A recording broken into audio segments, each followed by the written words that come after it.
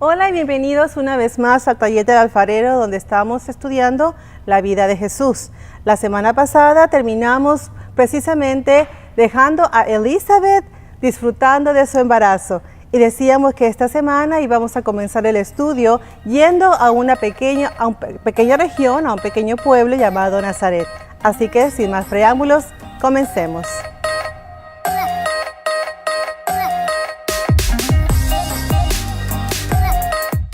Iniciemos abriendo nuestras Biblias en el Evangelio de Lucas, capítulo 1, versículo 26.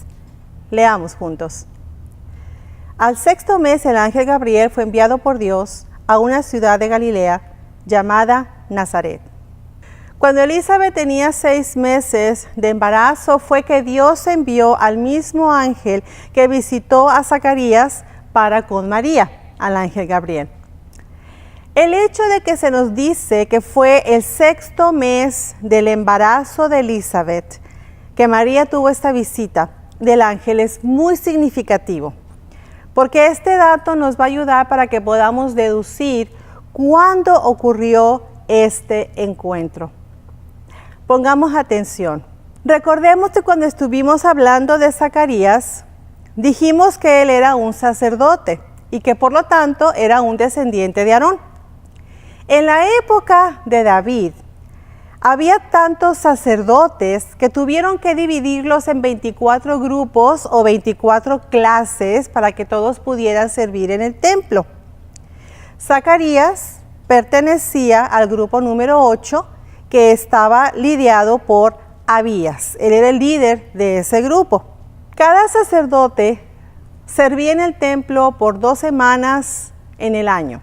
Una semana al principio del año y otra semana al final. Pero cuando se celebraba una fiesta del Señor, entonces tenían que estar los 24 grupos todos juntos toda esa semana para servir en el templo. La manera como se dividía en el servicio era dependiendo del calendario religioso hebreo, donde dividían los meses y cada mes se iban dividiendo los grupos. El primer mes en el calendario hebreo es el mes de Nisán. Cada mes tiene también 4 semanas. Entonces, en el primer mes, que es el mes de Nisán, ese mes cae más o menos a mitad entre marzo y abril. Entonces, la primera semana de ese mes servía el primer grupo.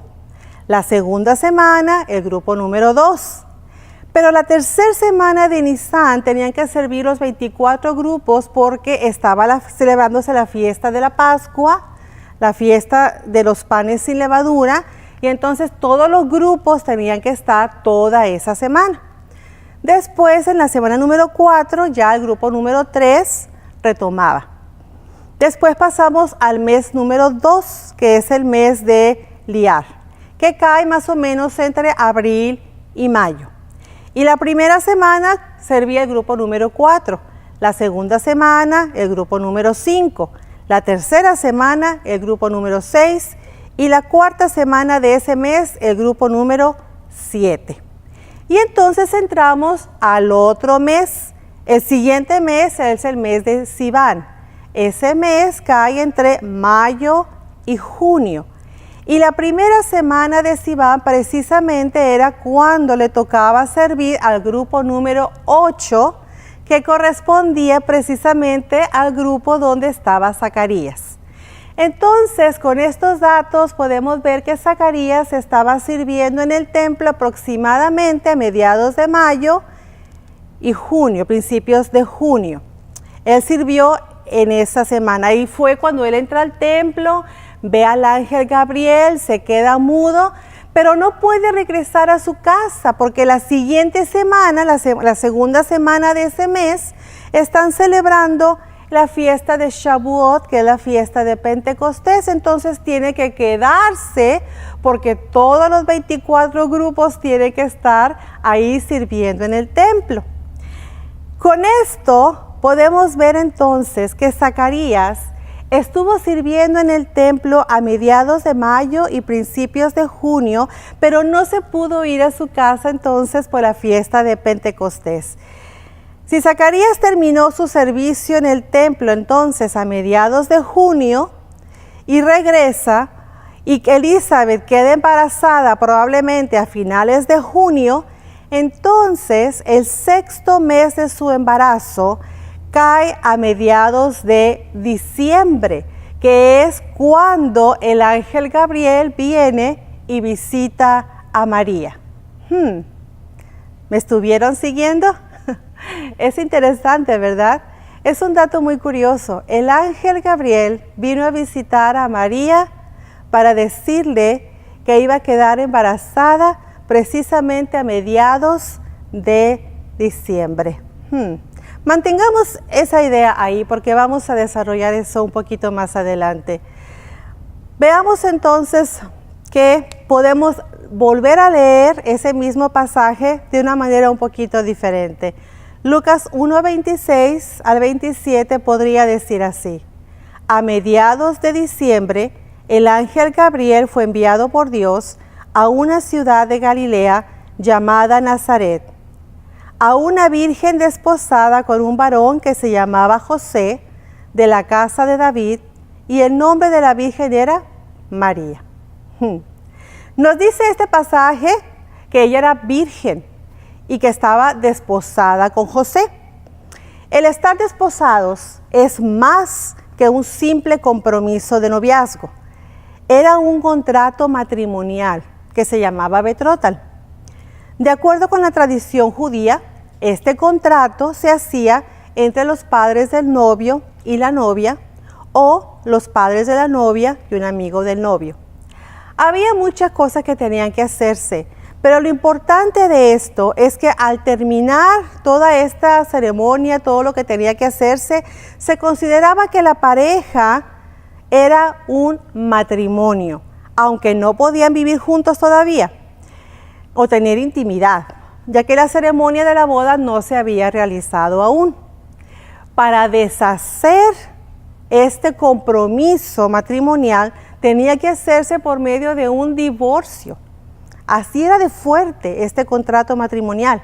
Y si el novio moría antes de que la novia fuera tomada como su esposa, antes de que se celebrara la boda, entonces la novia se consideraba una viuda.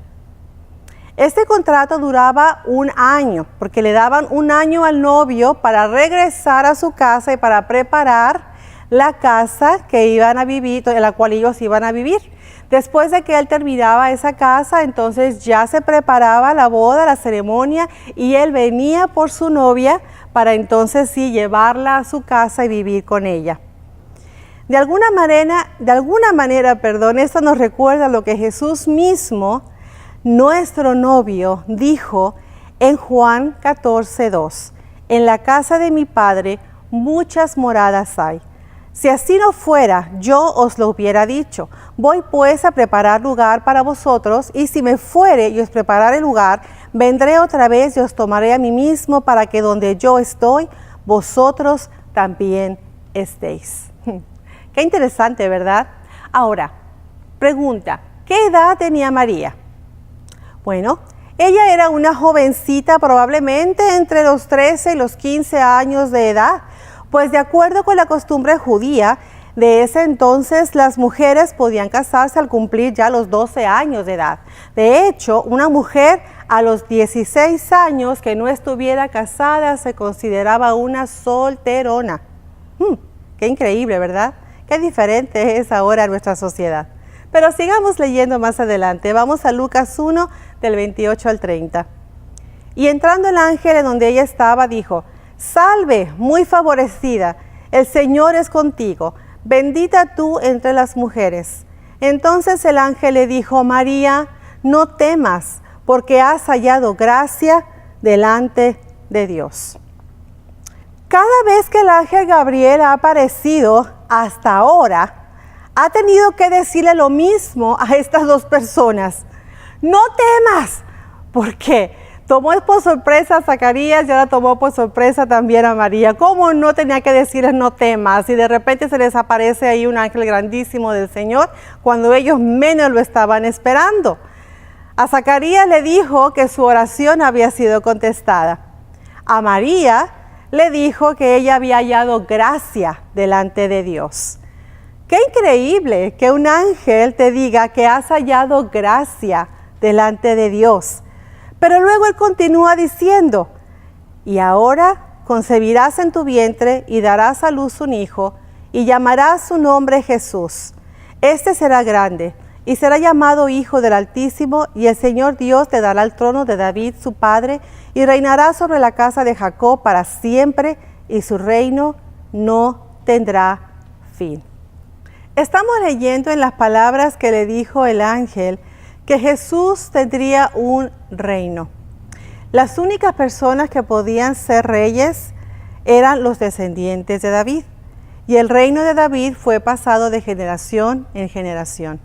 Y vamos a poder ver más adelante cómo Jesús precisamente cumple con este requisito, pues él fue un descendiente precisamente de David. Sigamos leyendo. Entonces María dijo al ángel, ¿cómo será esto? Pues no conozco varón.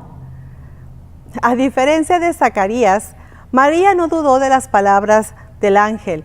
Lo que ella quiso decir con estas palabras era, ¿cómo le va a hacer Dios para que yo tenga un hijo si nunca he tenido intimidad con un hombre? Por eso el ángel responde contestando su pregunta. Respondiendo el ángel le dijo, el Espíritu Santo vendrá sobre ti y el poder del Altísimo te cubrirá con su sombra, por lo cual también el santo ser que nacerá será llamado Hijo de Dios. En cuanto a cómo es que ella iba a tener un hijo sin tener intimidad conyugal, el ángel le responde, el Espíritu Santo vendrá sobre ti. ¿Habrá entendido María estas palabras, esta expresión, lo que significaba? Yo creo que sí. Pues ella conocía las historias que encontramos en el Antiguo Testamento. Cuando Samuel, por ejemplo, unge a Saúl, rey, en 1 Samuel capítulo 10, después de que lo unge, le dice que al llegar a cierto lugar encontraría un grupo de profetas y entonces el Espíritu de Jehová vendría sobre él y profetizaría junto con ellos. También conocí el caso de la historia de Sansón en Jueces capítulo 14. El Espíritu de Jehová vino sobre Sansón cuando un león le salió al encuentro y le dio la fuerza para despedazar al león. También conocí el caso de David precisamente en 1 Samuel capítulo 16, cuando Samuel unge a David con aceite. Dice la Biblia que desde ese día el Espíritu de Jehová vino sobre David. Al igual que en estas y muchas otras ocasiones que se mencionan en la Biblia, cada vez que el Espíritu de Jehová o el Espíritu Santo venía sobre una persona, algo sucedía. El Espíritu Santo vendrá sobre ti. María sabía que algo sobrenatural iba a suceder precisamente porque el Espíritu Santo iba a venir sobre ella. Un milagro se iba a llevar a cabo. Claro que esto probablemente puso a María nerviosa porque con su condición de desposada, ella no debía estar embarazada. Pues acuérdense que de acuerdo con la ley o aquellos que hemos leído, si una mujer que está desposada se encontraba en cita, la podían a ella acusar de adulterio y la podían apedrear a muerte. Ella conocía, tenía en su corazón esa inquietud, pero el Señor también la sabía. Es por eso que el ángel le dice las palabras, el poder del Altísimo te cubrirá con su sombra. Con estas palabras el ángel estaba asegurando protección por parte de Dios.